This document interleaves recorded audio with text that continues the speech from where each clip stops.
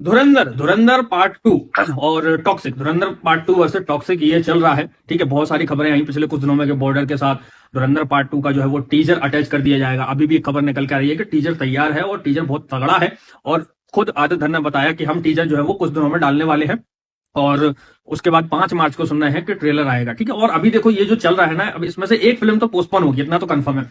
मैं पहले से बोल रहा हूँ, जब से इसका अनाउंसमेंट हुआ है, जब से इन्होंने डेट बताई है, धुरंधर देखने जब हम गए थे उसमें लिखा था रिवेंज 19 मार्च, तब से मैं एक चीज बोल रहा हूँ कि एक फिल्म हटेगी पीछे। और अभी जो है वो सबसे ज्यादा स्थिति बन रही है वो टॉक्सिक की हटने की बन रही है। अभी देखो ये आंख में चोली का खेल चल रहा है। अभी लोग जो है वो रिएक्शन जो है वो ऑब्जर्व कर रहे हैं, मेकर जो है वो रिएक्शन ऑब्जर्व कर रहे हैं कि किस तरह का रिएक्शन आया है। इसलिए अभी भी देखें तो कोई प्राइम कंटेंट निकल के नहीं आया है टॉक्सिक की तरफ से, एक सिर्फ इंट्रोडक्शन डाला और उसको भी मिक्स्ड रिएक्शन इसीलिए मिले क्योंकि वो इफेक्ट पड़ जाता है कि धुरंधर के साथ आ रही है और हमें अब रिवेंज देखना है। ठीक है, अब धुरंधर वाले भी एक्शन में आ गए हैं तो ये चलेगा, ये लास्ट मोमेंट तक चलेगा। लास्ट मोमेंट पर खबर आएगी निकल के, या तो धुरंधर पोस्टपोन होगी या टॉक्सिक पोस्टपोन होगी, क्योंकि धुरंधर का भी एक वैलिड रीजन है। अभी भी फिल्म चल रही है, अभी ओटीटी पे आने का उसका टाइम हो चुका है। अब ओटीटी पे आएगी, ओटीटी पे प्रमोशन होगा और जब तक ओटीटी पे ये चलेगी उसके बाद फरवरी पूरा निकल जाएगा, मार्च आ जाएगा, तो फिर कैसे आप जल्दी कर सकते हैं। तो टॉक्सिक वाले इस पर नजर रखे हुए हैं कि हो सकता है धुरंधर ही पीछे हट जाए, क्योंकि उनके पास एक वैलिड रीजन भी है। और धुरंधर वाले मुझे लग रहा है कि वो हटने का नाम नहीं ले रहे हैं, वो बोल रहे हैं कि हम डालेंगे। और साथ ही साथ इतनी बड़ी बड़ी खबरें निकाल रहे हैं कि अक्षय खन्ना के कुछ फ्लैशबैक सीन होंगे, वो उसमें अक्षय खन्ना देखेंगे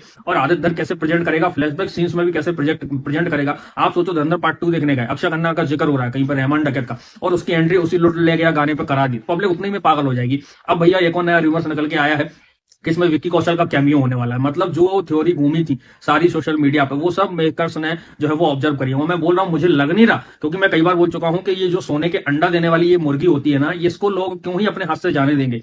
ठीक है, और मैं शुरू से बोल रहा हूँ कि लग नहीं रहा कि धुरंधर पार्ट 2 तक ही सीमित रह जाएगी, पार्ट 3 भी आ सकता है और हो सकता है नया यूनिवर्स भी ये लोग क्रिएट कर दें। जिस तरह से इन लोगों ने ये नाम वाम जो सोच के रखे हैं, रणवीर सिंह के, जसकीरत रानी वगैरह, और वो उरी का सीन विन वायरल हुआ है, अब सुनने में आ रहा है कि विक्की कौशल का एक कैमियो होने वाला है।